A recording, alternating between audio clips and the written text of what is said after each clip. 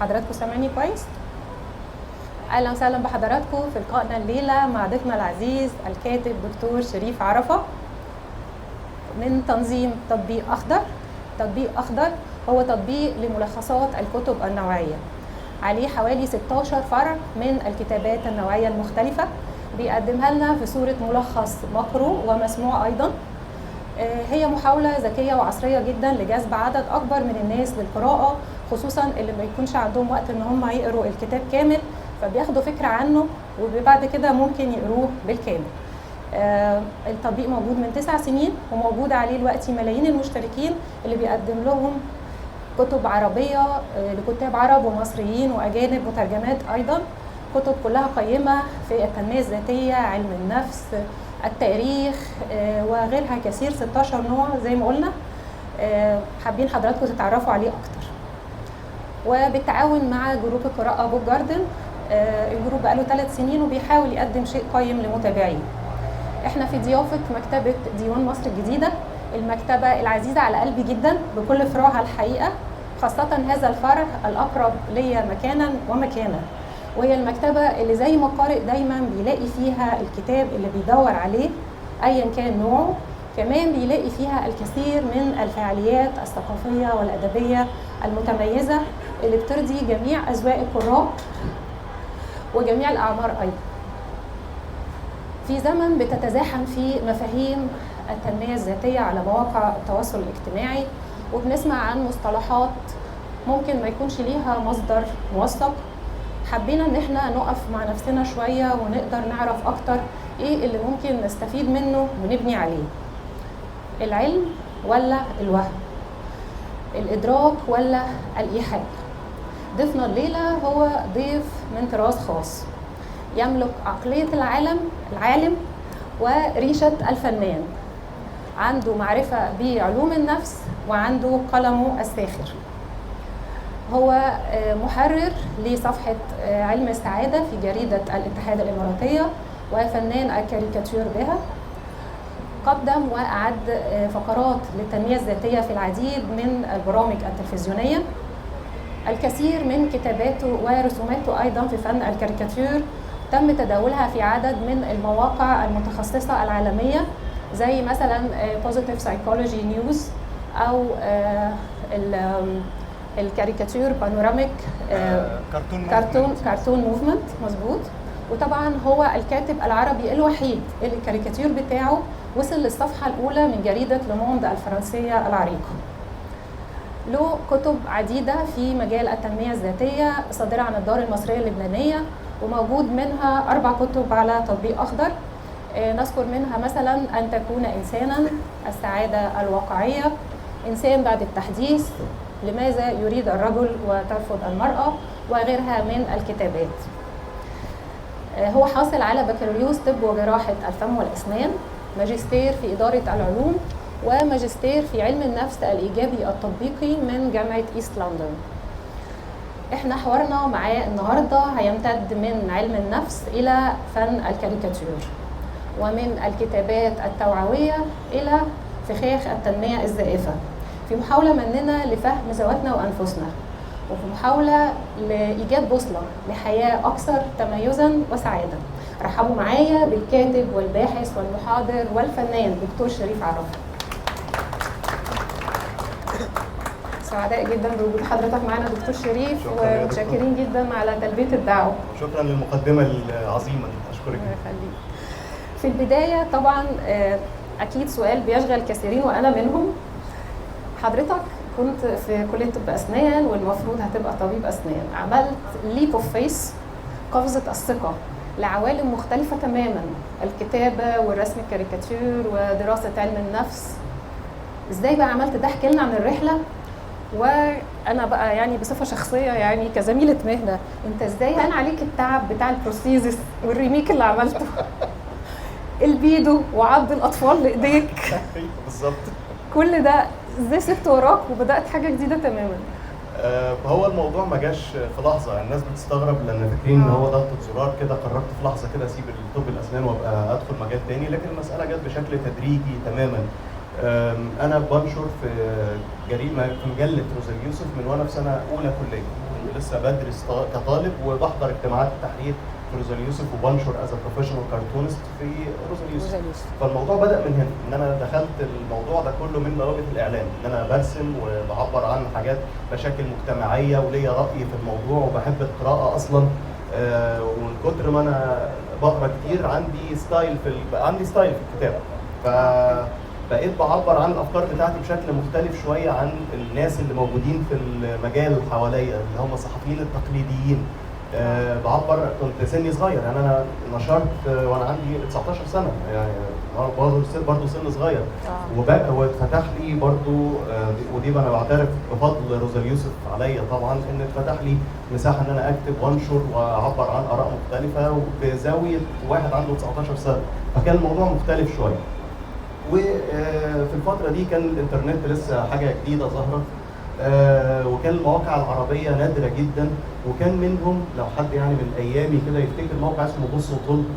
حد فاكره؟ موقع يعني موقع بص وطل، كان موقع بالعاميه المصريه، وعملت فيه يعني زي قسم كده للتنميه الذاتيه.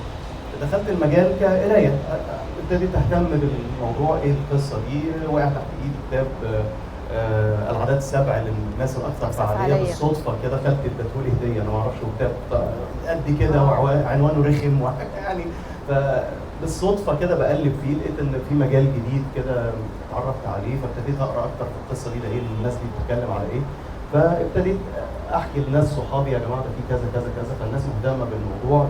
اتفتح موقع بص وطل، كنت برسم فيه كاريكاتير، عرضت عليهم الفكره دي ان انا اكتب وابسط الكتب دي للقراء، ففوجئنا جميعا ان الموضوع عجب الناس جدا، وكنت بكتب بالعاميه والموضوع كان بسيط وبتاع، فالمساله مشيت من هنا، فقررت ان انا لا لازم ادرس بقى الموضوع عشان ابقى متخصص فيه، فمن هنا جاء الماجستير الاولاني والماجستير الثاني، ان ابقى متخصص في الحاجه اللي بكتب فيها دي.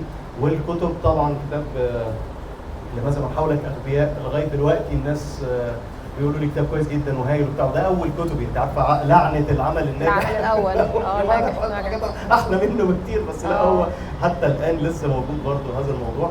فالفكره اللي هيخدم بقى الموضوع اللي احنا هنتكلم فيه، ان انا بادي الموضوع من ايام مدرسه التنميه البشريه قبل ما يظهر علم النفس الايجابي، واخد بالك؟ فانا هكلمك انا جاي من هناك، انا عارف ابراهيم الفقي، قعدت معاه واتكلمنا مع بعض ودرست معاه، عارف جون جريندر مؤسس البرمجه اللغويه العصبيه، وقعدت اتكلم معاه وتناقشنا في حاجات وصولا الى دكتور يحيى الرخاوي ودكتور يحيى الرخاوي طبعا، والبروفيسور محمد عكاشة طبعا، ومارتن سيليجمان مؤسس او الاب الروحي لعلم النفس الايجابي، راجل قعدنا نتكلم كتير مع بعض، والراجل عزمني على بيتزا في بيته قعدنا نتكلم في تفاصيل وكواليس وحاجات في العلم ده يعني ممكن نتكلم عنها يعني قدام يعني، فانا واخد الموضوع من اوله قوي، فهنتكلم عن كل المدارس دي دون تحيز برضو، لان انا حاسس ان اجابه سهله ان اقول لا بص الدكاتره النفسيين هم الصح واللايف كوتشز غلط، لكن انا شفت هم بيعملوا ايه، يعني عارف التكنيكس والميثودز والسيشنز اللي بيحصل فيها ايه،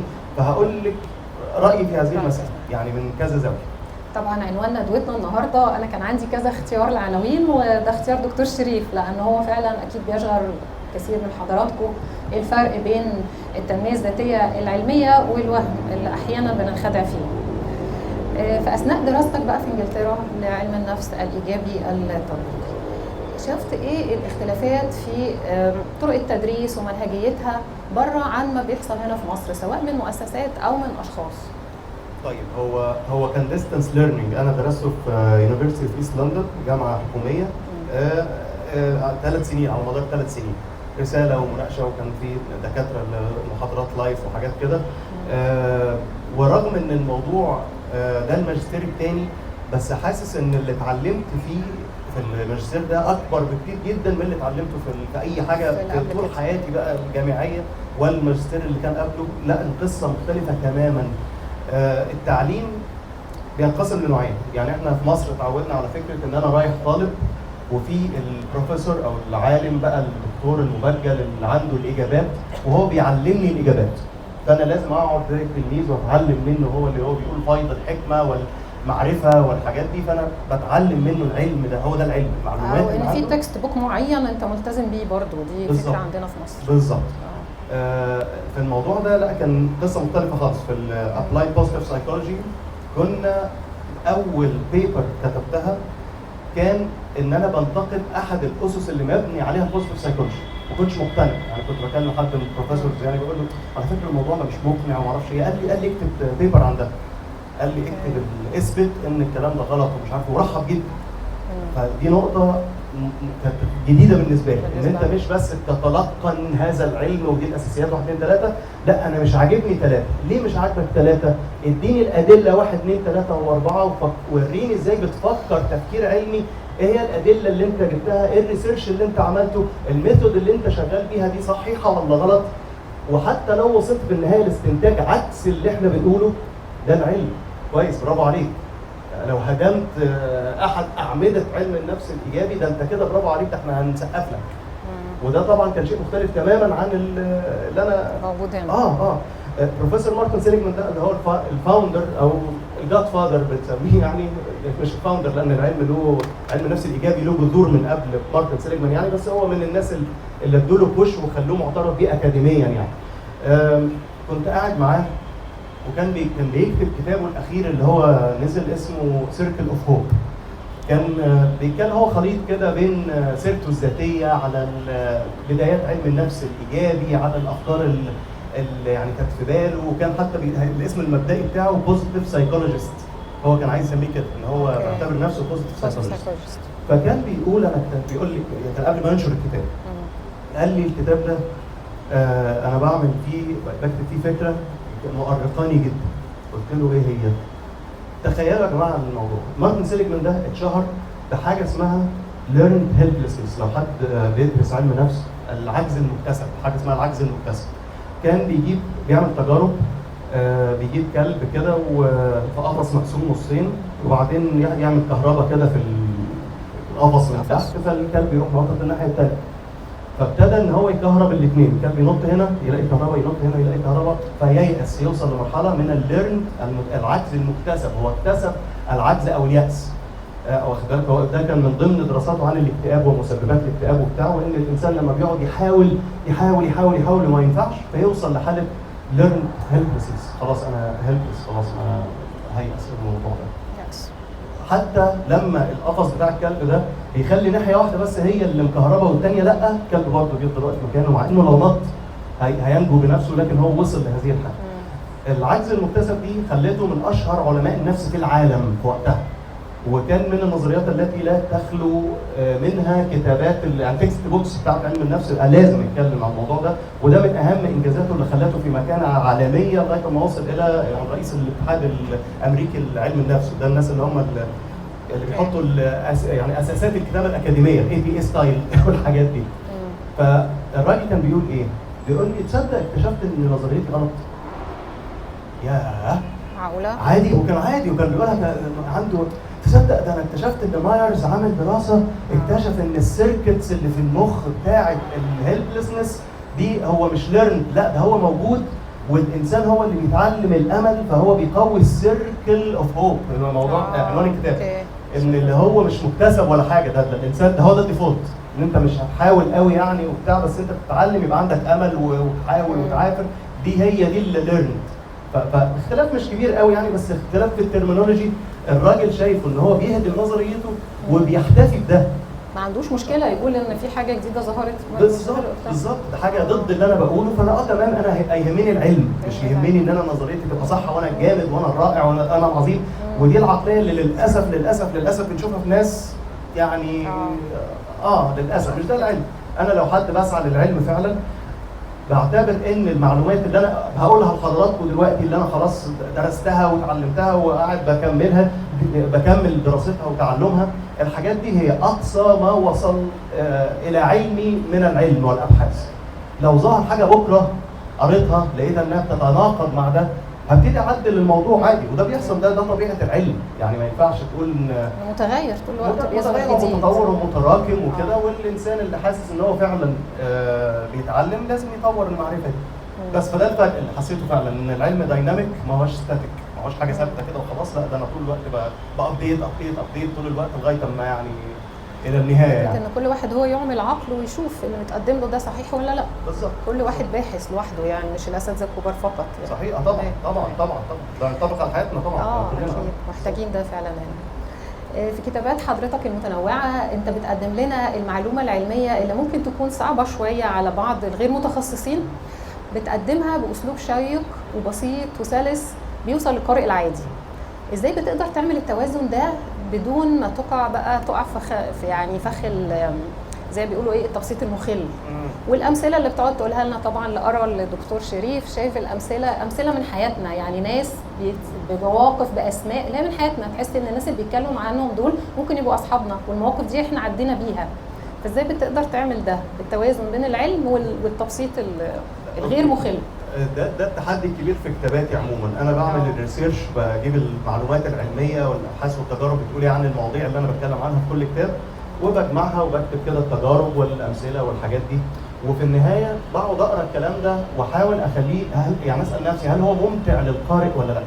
الفصل ده لو واحد بيقرا مستمتع وهو بيقرا، ولا الموضوع بالنسبه له الحته دي لا انا دخلت كده ما هوش كتاب اكاديمي يعني. هل انا دخلت في حته اكاديميه كده بعدته عن الموضوع، مع ان تكون حته بترد يعني شغفي انا للموضوع وشايفها انترستنج، بس بالنسبه للقارئ اللي مش متخصص ممكن يلاقيها سخيفه، فبحطها برميها ساعات كده في الهامش تحت باراجراف كده بشرح فيه الموضوع او حاجه. وفي نفس الوقت بخشى من فكره ان يعني ما بحبش كلمه وصمه التنميه البشريه دي، ده بتاع تنميه بشريه يعني ما انا برضه هروح من الناحيه الثانيه هيقولوا يا عم ده بتاع تنميه بشريه وبتاع، فبحاول خلاص يعني انا عارف ان اللي بعمله ده له ثمن، ان انا لما ببسط برضه مش هينظر لي كان انا بكتب كتاب اكاديمي، وده اوكي ماشي.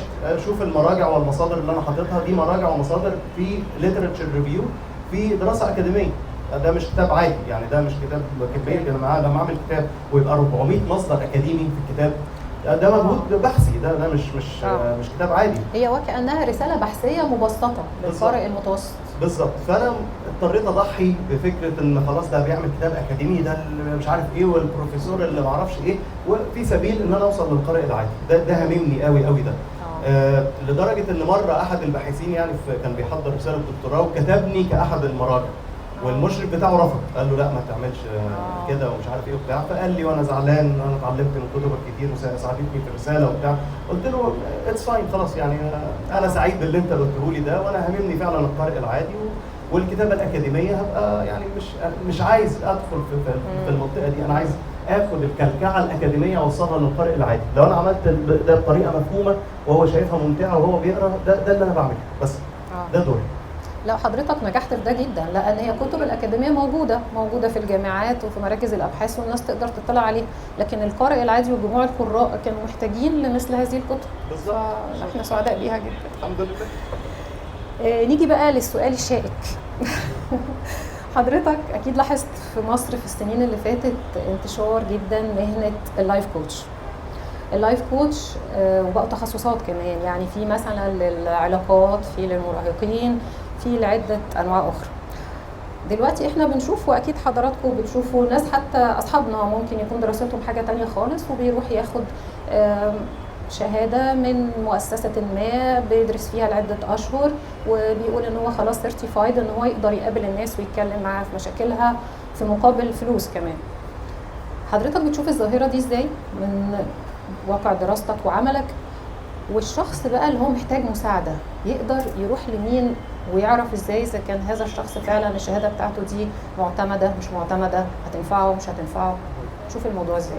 طيب عشان نجاوب السؤال ده لازم يعني نفرق ما بين الموتيفيشنال سبيكر واللايف كوتش والثيرابيست والسايكايترست. الطبيب النفسي نفرق بينهم كديفينيشن كده بسيط. كديفينيشن يعني الموتيفيشن سبيكر اللي هو المتحدث التحفيزي، ده واحد يقول لك انت تقدر وانت جامد وانت كويس وانت حلو وانت تقدر تعمل اللي انت عايزه وما اعرفش ايه.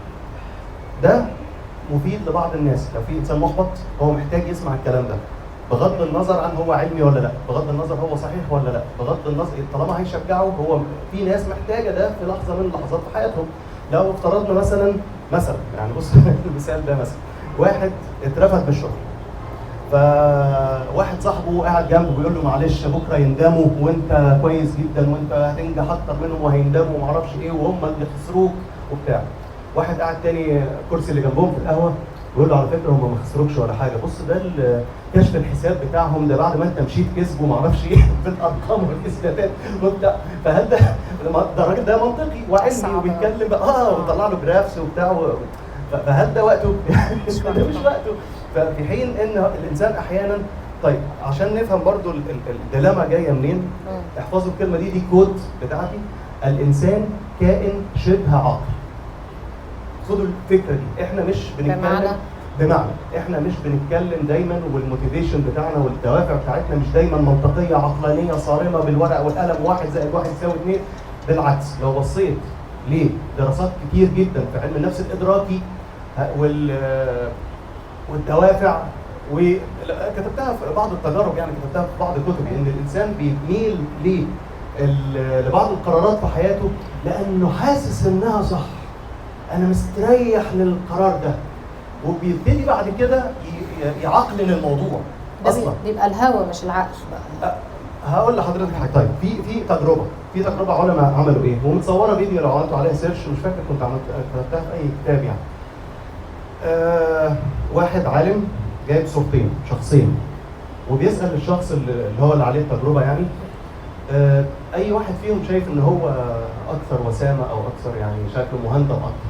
يقول له مثلا الصوره دي اوكي، والاثنين قريبين من بعض شويه، يعني ما هوش واحد مثلا اشقر والثاني مش لا، يعني قريبين شويه من بعض. فقال له اختار ده. قال له طيب تمام، وراح قالب الصورتين وبحركه خفه يد اداله الصوره الثانيه. قال له امسك الصوره كده وقول لي ليه اخترت الشخص ده. فقعد يبص للشخص ده وقعد يقول انا اخترته عشان 1 و2 و3 و4 و5 حاجات ما كانتش موجوده في الصوره اصلا اللي هو اختارها. الدراسه دي بيستشهدوا بيها ايه؟ ان احيانا العقل الواعي بيبرر الرغبات اللاواعيه اللي بتنبع من جوانا لاسباب طالعه من اللاوعي مش من الوعي اصلا، مش من الحقيقيه، يعني مش حقيقه، مش حقيقه بالظبط. يعني الرسمه الشهيره اللي هي بتاعت السايكو اناليسيس دي اللي هي الجبل الجليد، ان العقل الواعي هو حته جبل الجليد اللي باينه دي، والعمليات الداخليه هي الجزء اللي تحت الميه اللي مش باين. ده بيتحكم في جزء كبير مننا. انا حبيت فلانه مش فلانه، ليه؟ هتبتدي المنطق اصلها مش عارف بنت ناس وحلوه ومش عارف، هتلاقي في دوافع لا واعيه موجوده جواك وارتباطات شرطيه. اول واحده مثلا هتلاقي له يعني مثلا في دراسه مشهوره جدا في الايفوليوشنري سايكولوجي بتقول ان اغلب الستات بيفضلوا يتجوزوا واحد لون عينهم قريب من لون عينين ابوهم، خصوصا لو كانت العلاقه بينهم قويه. هل هي مدركه ده بشكل واعي؟ مش شرط. لا مش شرط. لا مش شرط. ده ودي حاجه مشهوره جدا. لا انا اول مره اسمع ده فعلا دراسه يعني ايفوليوشن سايكولوجي فيقول لك دي حاجه انا استريحت له. ارتباط شرط آلية لا واعية، ارتباط شرط العين دي بتريح. خلاص انا بتحبيه ليه؟ لا اصل هو بيتكلم كويس، اصل هو مش عارف ايه، اصل روحه لمست روحي وما اعرفش ايه. فالعقل الواعي هيبتدي ان هو واحد حب واحده مثلا عجبته وما اعرفش ايه وبتاع، هو مش عارف ليه الملامح دي عجباه، في حين ان هي دي مثلا المدرسه اللي كانت بتدرسه وهو في حضانه، اول واحده حست كده ان هو حس انها عجبته ومش عارف ايه، حس ان حياتها كده حنيه وما اعرفش ايه، ففضلت مترسخه جواه وفي اللاوعي لغايه ما ظهرت وكده. مثال شهير جدا كمان كتبته برضه في احد الكتب. انت في واحد شخص بتكرهه، عندك مدير منكد عليك ومطلع عينك كل ما تشوفه كده بتكره عيشتك. الشخص ده بيحط البارفان اكس، الكولونيا اكس، اوكي؟ لقيت سبت الشغل بقى وخلاص الحمد لله سبت مش عارف ايه، قابلت واحد بعد كده حاطط البرفيوم اكس ده او الكولونيا اكس دي، هتحس ناحيته بايه؟ هتحس بكراهيه. مش هحبه ليه؟ يا اخي الارواح مش متالفه يا اخي. في حين ان السبب لا واعي، موضوع ملوش اي علاقه بالموضوع. فاحنا مش كائنات عقلانيه، زي ما في جزء في المخ معتمد على العقل والمنطق والاسباب والتفكير المنطقي والعقلاني البريفرونتال كورتكس ده، في جوانب ثانيه في مخنا معتمده على المشاعر والعواطف والخيال والفن والحاجات دي، وبنتاثر بيها تاثر كبير جدا جدا جدا، وليها تاثير كبير ورهيب على سلوكياتنا وقراراتنا المنطقيه. يعني مثلا انا لو طلبت من حضراتكم مثلا غمض عينك وتخيل انك فقدت اعز انسان بتحبه في حياتك في حادث اليم، لو تخيلت الصوره دي فعلا، تخيلتها كده في ذهنك، هتحس بايه؟ احساسك ايه؟ هتحس بشعور مش حلو، مع ان ده خيال.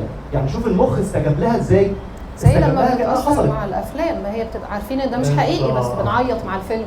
صح بالظبط بالظبط. وده دور الفن فعلا، ان هو بيثري التجارب الوجدانيه من غير ما اعيشها. وانا فعلا بعيش، انا فعليا بعيش الروايه لما اقراها. انا كاني بطل، بتوحد مع بطل القصه.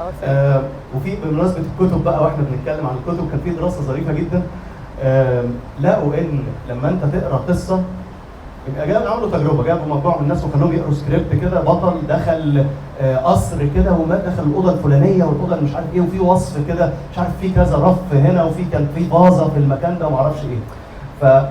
وبعدين سالوهم بعد كده الفازه مثلا موجوده في اي اوضه في القصر ده، فلقوا ان الناس بيفتكروا المكان لو كان قدام البطل مش وراه. تخيلي يعني بيشوفوا الاحداث اللي حصلت قدام البطل، كانهم توحدوا مع البطل وشافوا اللي هو بيشوفه، لدرجه ان مخهم بيفتكر الحدث ده اكتر من حدث حصل وهو مش موجود، بيشوفوا بعينيه مثلا يعني. بالظبط. فدي بيثبتوا دي من احد الحاجات يعني. فالقراءه ليها دور، ان انا بعيش فعلا حياه مختلفه في. طب احنا عوده بقى الى سؤال اللايف كوتش. حضرتك كنت بتقسم العاملين في هذا المجال كائن غير عاقل، كائن شبه عاقل. اوكي، بمعنى ان انت زي ما انت محتاج المنطق والعقل والابحاث العلميه والدراسات الاكاديميه، انت محتاج صاحبك اللي قاعد على القهوه وبيطبطب عليك يقول لك معلش يا حبيبي ده صاحبي، انت بكره تتمناك ستة. وانت محتاج ده ومحتاج ده، محتاج الجانب العاطفي والمشاعر، ومحتاج الجانب العقلاني، مع تفاوت الاشخاص، مع تفاوت يعني لو بصينا مثلا هتلاقي ناس ما بتحب، هو مش من الفاليوز بتاعته، هو مش عايز يقرا تجارب وابحاث وحاجات كده، هو مش حابب اللي انا بكتبه مثلا. هتديني يا عم اثبتوا الدراسات اثبتت كذا، يا عم اديني كلمه تشجعني. هو عايز كلام مشجع، انت جامد، انت حلو، انت رائع، انت عظيم، انت ما اعرفش ايه. ده هيأثر فيه نفسيا. انا كنت عملتها تجربه في احد الكتب، يعني جبت مجموعه من الكتب الكلمات الايجابيه ورا بعض كده، سعاده، انبساط، تحفيز، روعه، عظمه، مش عارف، متعه، مش عارف، حاجات ورا بعض ورا بعض ورا بعض ورا بعض. وباراجراف تاني مليان كلمات سلبيه، الم، معاناه، مش عارف ايه وبتاع. اقرا الباراجراف الاولاني اللي هو خالي من المعنى اصلا، واقرا الباراجراف الثاني اللي هو خالي من المعنى برضه، مجرد كلمات متفرقه، وقول لي انت حاسس بايه بعد ما قريت كل واحد. ففي ناس هو حابب يقرا حاجات ايجابيه وخلاص، انا بفهم ده، انا فاهم ان هو الراجل الموتيفيشنال سبيكر او المتحدث التحفيزي اللي كاتب كتاب تحفيزي، هو منطور الكلمات دي، فالقارئ لما بيقراها بيحس احساس لطيف، فخلاص في واحد هو مش عايز يفكر يتعب نفسه، مش عايز يبقى سوفيستيكيتد، واخد بالك؟ واشهر مثال، والحاجات دي بتاثر في ناس وبتخليهم ناجحين فعلا وموتيفيتد وبتاع. اشهر مثال محمد صلاح مثلا. محمد صلاح فن اللامبالاه مثلا، هل ده كتاب علمي اكاديمي ومعتمد على مصادر ودراسات وابحاث؟ لا، هو في نفس الوقت هو كتاب حلو، يعني هو كتاب لطيف. الكاتب اتصل بصلاح وشكره لانه هو عمل له مبيعات خياليه بعد ما ظهر بالصوره معاك. ده حقيقي، ده حقيقي. فالموضوع ده بينفع مع ناس، ما تقدريش. طب ده السبيكر اللي بعد كده بقى، ده الموتيفيشن سبيكر اللي هو بيشجعك، بيقول لك ده اشهر مثال ليه مثلا توني روبنز. اللي بعد كده اللايف كوتش. اللايف كوتش ده بيقعد معاك بقى فيس تو فيس. تعالى يا معلم بقى قول لي احنا بنعمل ايه؟ انت ايه المشكله اللي عندك؟ تعالى نتكلم وبتاع.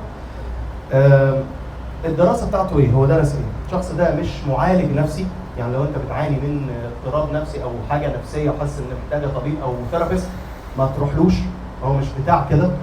هو محتاج، انت حاسس بعض المشاكل في حياتك اللي محتاجه نوع من التنظيم، خلينا نقول. يعني لو مشاكل اجتماعيه، مشاكل زوجيه، مشاكل في تربيه الابناء، ده ينفع؟ لا انا عندي الدنيا ملخبطه شويه. عايز مثلا تقنيات لاداره الوقت.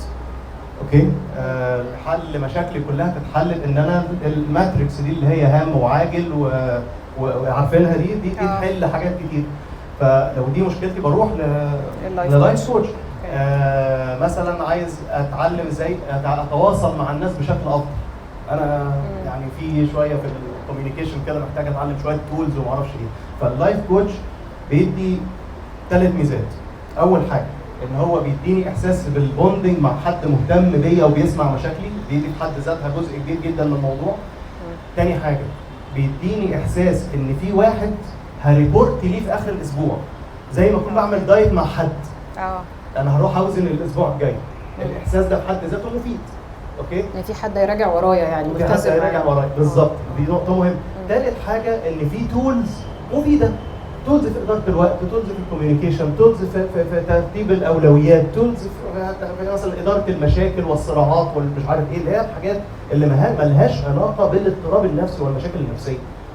لما ندخل بعد كده على تنظيم الحياه مثلا بشكل ما. تنظيم الحياه. الحياه ملخبطه محتاجه شويه بعض التنظيم. الاعتمادات سكيلز، لايف سكيلز، عشان كده بيسموه مدرب حياه، حتى بالترجمه العربيه مدرب حياه، مدرب مهارات الحياه. يعني في ناس مثلا تقول يعني هو الحياه، مهارات الحياه دي بيحتاج حد يعني يتعلمها وبتاع. في الحقيقه يعني مش كل الناس عدوا على نفس تجارب الحياه، وفي حاجات وقعت منهم. انا محتاج اتعلم ازاي ادير وقتي، محتاج ان انا مثلا في البرمجه اللغويه العصبيه ان حد يقول لي ان مثلا في من المبادئ بتاعتها الخريطه ليست المنطقه، مثلا في مبدا كده يقول لك الخريطه ليست المنطقه. يعني ايه؟ ان تصوراتي للعالم هي كانها الخريطه، النافيجيشن اللي انا بمشي بيها، بشوف بقى الطرق اللي انا بمشي بيها، بشوف العالم اللي حواليا في ضوء الخريطه اللي موجوده في دماغي. فهو بيقول لك الخريطه دي مش هي العالم. ممكن يكون معايا خريطه قديمه وماشي على الجي بي اس، والجي بي اس ده مش ابديتد، فانا هلبس في الحيط، انا ماشي في الحياه بشكل هيضللني. اعتقادي ان الشخص ده سيء لا يعني بالضروره ان هو سيء. اعتقادي ان انا الملاك البريء اللي ماليش دعوه والناس هي زعلانه مني بدون سبب لا يعني ان الاعتقاد ده صحيح. فدي فكره مش كل الناس اتعلمتها. في ناس فاكره انا طالما حاسس بكده يبقى ده صح، يبقى هو ده الصحيح. فمهاره من مهارات الحياه مفيده، ودي في ال NLP اللي هي البرمجه اللغويه العصبيه شايف ان فيها حاجات مفيده. اوكي؟ ده اللايف كوتش. بعد كده ده اللايف كوتش. في حاجه كده ان بتوين الكونسلر بقى. الكونسلر ده المستشار، هتلاقي حد بقى، ودي تفرعات بقى، يعني مستشار مهني، مستشار مالي، مستشار مش عارف اداري. احيانا بتكون المشكله متخصصه محتاجه حد يقول لي بيع السهم ده واشتري ده، او حد يقول لي سيب الشغل ده وقدم في مش عارف شركه كذا، او ان تعمل المشروع ده ما تعملش المشروع ده. ده محتاجه حد متخصص في هذا المجال. لو رحت اللايف كوتش مش من حق اللايف كوتش يقول لي لا بيع الاسهم ولا اقفل الشركه ولا افتح مشروعك الخاص، مش من حقه يقول ده. مش هيعرف، مش من حقه، مش تخصصه، واخد بالك؟ فهو بيدير، هو بيعمل ايه؟ هو من ضمن التكنيكس بتاع اللايف كوتش، معلش رجعت له تاني، ان هو بيحاول يطلع كل ما عندك، يخليك بدل ما بتفكر في المشكله يعني وتتألم منها وقاعد بتتكررها، لا طب مين اللي ممكن يساعدك؟ طب ازاي نخرج منها؟ طب ايه الحاجات اللي في ايدي والحاجات اللي مش في ايدي؟ طب اقدر ابدا ازاي؟ الحاجات دي كلها تساعدني ان انا اخرج من المشكله، تحطني في منتاليتي تساعدني ان انا اخرج من الموضوع. الكونسلر بيديني حلول فعلا عمليه، ودي بتختلف بقى حسب التخصص وحسب الشخص ده مستشار ومتخصص في ايه بالظبط. سريعا اللي بعد كده الثيرابيست، او الثيرابيست في الاخصائي الاجتماعي اللي هو المشاكل الطلبه او الخدمه الاجتماعيه والمدارس، ده بيساعد وعنده تولز ومتخصص بشكل ما في الموضوع. وفي الثيرابيست او السايكولوجيست، ده شخص دارس علم نفس بقى، كليه اداب علم نفس، دارس الموضوع ده، المدارس النفسيه المختلفه، وبيحاول ان هو يساعدك بعيدا عن الادويه. ده الحد الفاصل ما بين بقى الدكتور النفسي والمعالج النفسي. الدكتور النفسي لا ده انا عندي، وغالبا بيشتغلوا مع بعض، يعني مفيش حد بيشتغل بالادويه بس، ومفيش حد بيشتغل اللي بيسموه العلاج بالكلام، ان انا هنقعد على الشيزلونج بقى ونقعد نحكي مع بعض. غالبا في الحالات اللي هي الصعبه يعني بتحتاج الاثنين مع بعض، علاج دوائي وعلاج معرفي سلوكي او التقبل والالتزام او whatever المدرسه العلاجيه اللي بيتبنوها يعني. بس فدي الفروق. المشكله بتحصل فين بقى؟ لما واحد من اللايف كوتشز او الموتيفيشنال سبيكر يعتبر نفسه او معالج نفسي، تعالى لي بقى وعالجك نفسيا من الحاجات اللي عندك وبتاع، مع ان احيانا عندهم تولز بتكون مفيده، هو الحق يقال يعني، بس مش من حقه يعالج، يعني كترخيص مش من حقه يعالج. طيب ما هو الشخص بقى اللي هو محتاج مساعده، حضرتك دلوقتي لما وضحت الفروقات احنا كده فهمنا، لكن اعتقد معظم الناس ما عندهاش الجدول ده في عقلها او ما تعرفوش. ده محتاجين توعيه، محتاجين هعمل فيديو عن الموضوع ده واتكلم. يا ريت يا ريت فعلا. ده دورنا ان احنا نشرح المسائل دي، والوعي الذاتي برضه. ما انا ممكن يكون عندي مشكله في العيون واروح لواحد يعمل لي حجاب ويرقيني ويحط لي بتاع، فما هو في ناس كده. المشكله الحقيقيه بقى اللي عندنا شخصيا بقى في الحته الجانب العلمي بقى في الموضوع. انا بندرج في مين في دول؟ انا كاتب بوصل الابحاث العلميه اللي موجوده عند الثيرابيست والطبيب النفسي للقارئ العادي، بوصل لهم التولز دي. ليه التولز دي تحديدا؟ لان انا شايف العلم موثق اكتر من الحاجات الثانيه. الموتيفيشن كلام عام، ما هوش موثق بشكل تثبت فعاليته، حتى لو حاجه انا شايف انها نفعت معايا ده مش ضمان انها تنفع مع الناس كلها. فانا ببص على الدراسات والابحاث، ويا جماعه بصوا الموضوع ده مع مراعاه الكالتشر ومراعاه ان بعض الحاجات مثلا ممكن تكون مش، يعني بحاول قدر الامكان اوسع طبعا ادراك القارئ وكل حاجه، بس في حاجات يعني حاسس انها يعني تنتمي اكتر لمجتمعات فرديه مش مجتمعات جماعيه مثلا، او تنتمي لمجتمع راسمالي حر مش مثلا اوضاع اقتصاديه معينه، فحاسس ان حاجات ان ابليكابل. ودي المشكله اللي بتحصل، ان في ناس بتترجم كتب من بره ريتش داد بور داد تجيبه وتقول له طبقه في مصر. طب ما يا ابني في حاجات يا ابني الحلال مش كده، مجتمع الاقتصاد مش ماشي بالطريقه دي. فبس يعني اظن كده لو حد عنده سؤال برضه بالتفصيل احنا فيها يبقى طبعا في فقره لاسئله حضراتكم في نهايه اللقاء طبعا، لانكم الطرف الاصيل في هذا اللقاء. عنوان ندوتنا النهارده التنميه الذاتيه بين العلم والوهم.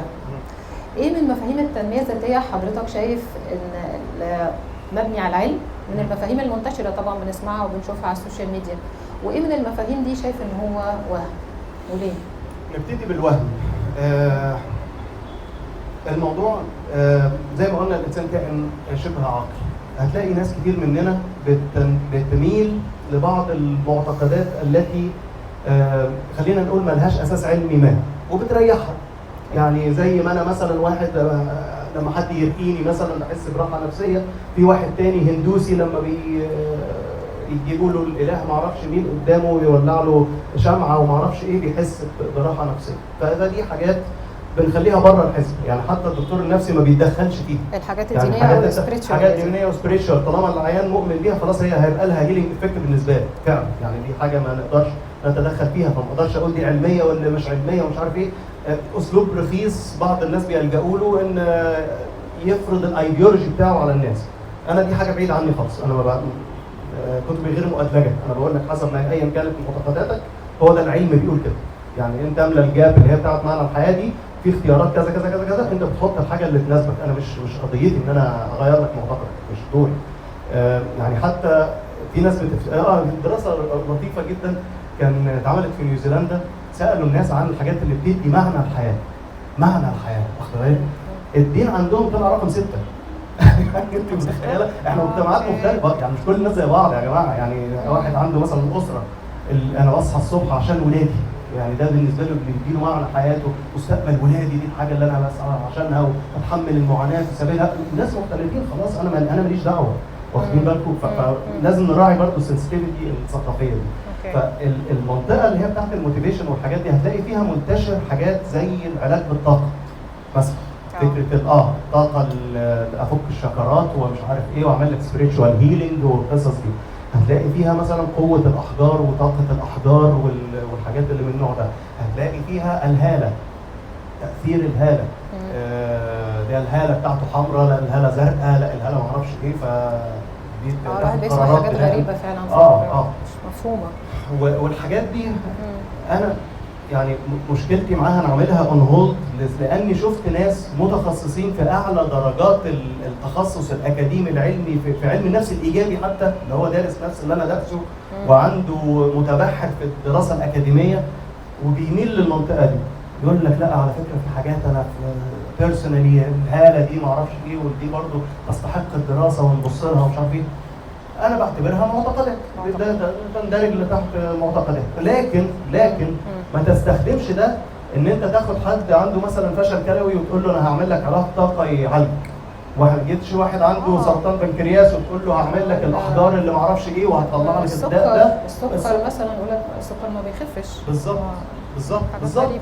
فده بقى لا ده لا يعني ما اسمحلكش، خرجت بره النطاق المسموح بيه كموتيفيشن وكسبيريتشوال بليفز. يعني معلش لو سمحت خلي الموضوع كده، ما بلاش تقرب في المنطقه دي. فدي المعتقدات اللي حاسس انها مش مظبوطه، وهميه. العلميه بقى الحاجات اللي اثبت بعد كده انها علميه. ما هو لما ظهر علم النفس الايجابي كان من اوائل الحاجات اللي عملناها ان احنا جبنا الحاجات اللي هم الموتيفيشن سبيكرز بيقولوها، تعالوا نشوف الكلام ده بينفع ولا لا. اوكي. من الحاجات مثلا المديتيشن. موضوع المديتيشن ده لقوا ان ليه حاجه يعني فاليو علاجيه. التامل، جلسات التامل والاسترخاء والحاجات دي موجوده في كل مدارس النيو ايج والحاجات اللي هي التنميه البشريه، حتى بتوع علاج الطاقه والكلام ده كله كلهم عندهم التامل بشكل من الاشكال. علميا لا، ده مثبت جدا جدا، بيفيد في علاج القلق والتوتر وترتيب الافكار وتصفيه الذهن، وبيقلل هرمونات التوتر وبتاع، فالموضوع لطيف مش وحش. من الحاجات كمان طب فكره كتاب السر اللي كنا لسه بنتكلم فيه، لو حضراتكم قرا كتاب ذا سيكريت، اللي هو انت لو تفائلت وحسيت ان في حاجه حلوه هتحصل لك هتحصل لك، والعكس صحيح. ده بقى حقيقه ولا وهم؟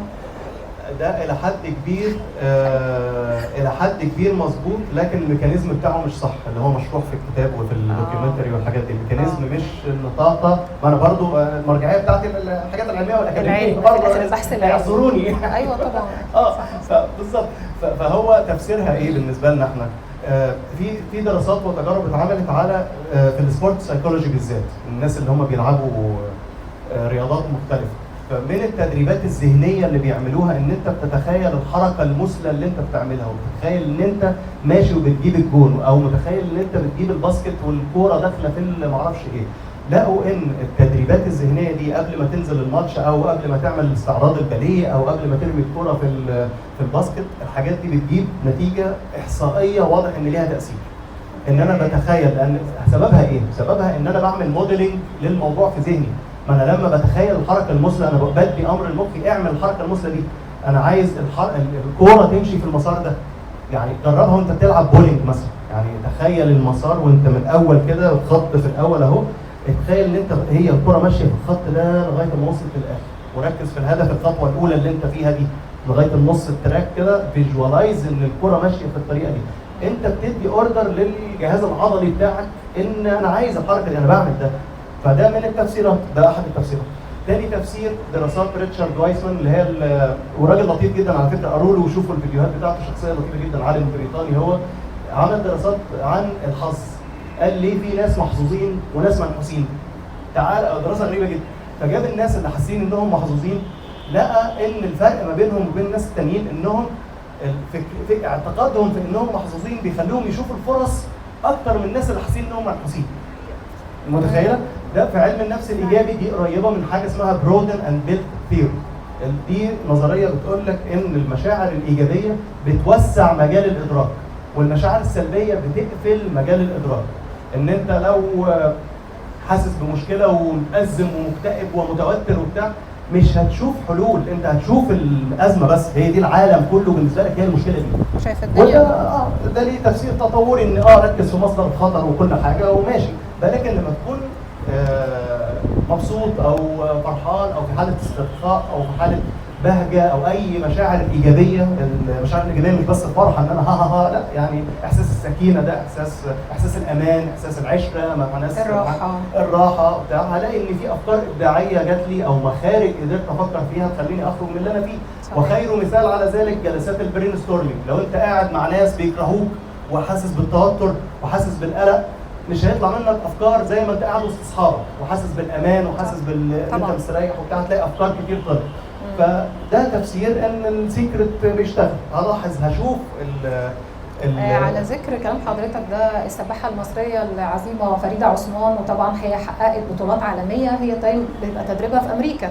كانت بتتكلم عن الناحيه دي هناك، ان الناحيه دي يمكن مش موجوده في تدريبات السباحه في مصر، لكن بالنسبه للشامبيونز هناك هي خاضتها فعلا، وهي كان ليها اثر كبير في فوزها في عده سباقات اتكلمت عنها. مظبوط. هي الفيجواليزيشن دي من الحاجات اللي الناس اندر استيميت الموضوع، بيوصلوا بقى باستهانه، لكن هو في يعني لو فكرنا في الموضوع، هو انت بتفكر في الهدف بتاعك، ده في حد ذاته مهم. يعني بس بقول لك الاهم بقى من ان انت تفكر في الهدف بس، فكر في الهدف زائد الطريق لهذا الهدف. يعني ما تفكرش بس انا عايز ابقى رئيس مجلس اداره، لا، ركز كده في اللي انت هتعمله، الجول الاولاني الثاني الثالث الرابع، تخيل المسار للموضوع ده عشان يبقى واضح بالنسبه لك الطريق للهدف. ده في حد ذاته بلاننج على المستوى الواعي واللا واعي كمان، خلاص. بس فدي الطريقه اللي بيشتغل بيها اعتقد يعني.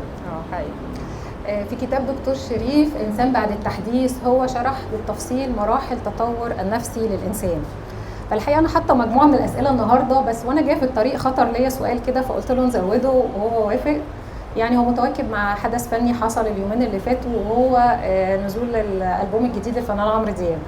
طبعا انقسمت الناس على السوشيال ميديا ما بين ان ناس بتحب عمرو دياب ايا كان اللي بيقدمه، حتى لو هي الاغاني مش بنفس الكلمات الحلوه بتاعت زمان والاحساس بتاع زمان، وفي ناس تانية تقول لك لا خلاص انا كبرت وهو ما كبرش معايا، هو دلوقتي بيخاطب فئه عمريه تانية سواء في الكلمات او حتى في مظهره بلبسه والحلق والشعر وكده. فعمرو دياب طبعا ظاهره اكيد، وان هو محافظ على القمه من سنين طويله، فلو هنتكلم عنه كتحليل نفسي من حضرتك لظاهره عمرو دياب وللمتابعين بتوعه اللي هم من اجيال مختلفه تماما، وانقسامهم دلوقتي الى حد ما، يعني هو الهضبه وسط الهضبه يا جماعه، يعني كلنا بنحبه. حضرتك شايف التجربه ازاي؟ هو ممكن ابص لها كماركتنج، يعني هو ازاي قدر يتربع على العرش لفتره طويله جدا. انا شايف ان ملحوظه اللي حضرتك قلتها لي كان عمر طاهر اللي قالها يا رب ننسى الراجل احنا بنحبه، كاتبنا المحبوب الجميل عمر طاهر كاتب بوست يعني بادخلوا قروه عن البوم الاخير لعمرو دياب، هو طبعا وجهه نظره يعني بنوجه له كل التحيه. فالدكتوره كانت قالت لي يعني ان هو قال جمله كده ان انا كبرت وهو لسه في المرحله اللي هي القديمه. المبدا ده يدل ان هو ناجح كتسويق، ان هو بيطول عمره، لان هو لو فضل معانا احنا مش قوه شرائيه اني مور. هو لو خاطب التينيجرز بقى اللي هيعلقوه بوستر في اوضهم ويشتروا بقى الحاجات اللي هي يحضروا حفلات وما اعرفش ايه، احنا مش هنعلق بوستر. عدينا المرحله دي، احنا عدينا المرحله دي. لكن هو محتاج عشان يطول عمره محتاج ان هو يعني ينقل للشريحه، يفضل في شريحه اصغر طول الوقت عشان يضمن ان هو هيكبروا وهو معاهم برضه. فاظن الاستراتيجيه دي وهو بيتعامل حتى مع الكتاب والملحنين وبرضه بيختار سن صغير، اغلب الناس اللي بيكتبوا كلماته عشرينات، فهو متعمد ده، هو قاصد ده. واظن في فريق ماركتنج كبير حواليه، يعني بيبقى مخصوص جدا في صفحاته والحاجات دي بهدف ان يفضل متربع على القمه، لان هو لو كبر معانا بشكل ما هيفقد فعلا قلقه مع الاجيال الجديده. وده حصل مع فنانين كتير، لان احنا شايفينهم اعظم فنانين وما اعرفش ايه، بس الجيل الجديد هو مين فلان ده، يعني ما اعرفش، لان هو لم يواكب ولم يكسب الطفل الصغير ده او الشاب الصغير. بس فده يدل يعني ان مفيش حد يقدر يربح الكل، خلاص هو تمن الموضوع ده، ان في ناس اللي كانوا بتاكل زمان ممكن يبعدوا عنك، لكن هتكسب ان انت هتطول عمرك الفني بشكل من الاشكال. والجمهور متنوع في النهايه، انا ما اقدرش اكسب الناس كلها. يعني لما الاقي حد مش حابب كتبي بتفهم ده جدا جدا، ده طبيعي، انا هو عايز الحاجات العلميه والكلام ده لا يلزمه في شيء، ما انا متفاهم ده خلاص، كل اولى اختلاف الاذواق لا غلط السلع، وانا عارف ثمن اللي انا بعمله ده، عارف ان في ناس هتستثقله او ناس هتلاقي وفي نفس الوقت في ناس ثانيه هيقولوا لما الاقي صفحه فيها مراجع علميه مكتوبه تحت الراجل ده تعب وعمل ريسيرش وبتاع، فتمام. فده الدرس المستفاد بالنسبه لي من عمرو دياب. هو ذكاء ان الواحد يكتب اللي هو حبه واللي هو حاسس بيه ويقدمه بشكل لائق، ويحاول ان هو يتارجت اكبر عدد ممكن يعني. بالظبط. في ظل الظروف الاقتصاديه الصعبه والاجتماعيه الصعبه، هل حضرتك بتجد ان علوم التنميه الذاتيه ممكن تكون الى حد ما يعني حكر على الطبقه الفوق متوسطه؟ الطبقات الاقل من كده بالنسبه لها ممكن تبقى رفاهيه شويه ان احنا نقعد نتكلم معاه في ده، او ان هو يقرا عنها او يحاول يطبقها. الناس بتبقى مطحونه طول اليوم في كذا عمل علشان بس يقدر يعني يجيب مقومات الحياه الاساسيه. شايف ده ازاي؟ السعاده ما هياش رفاهيه، سعاده رفاهيه لو احنا بصينا لها ان واحد قاعد في شاليه على الساحل وقدامه كوبايه مش عارف اللي عليها مظله اناناس اناناس هي ومظله وبتاع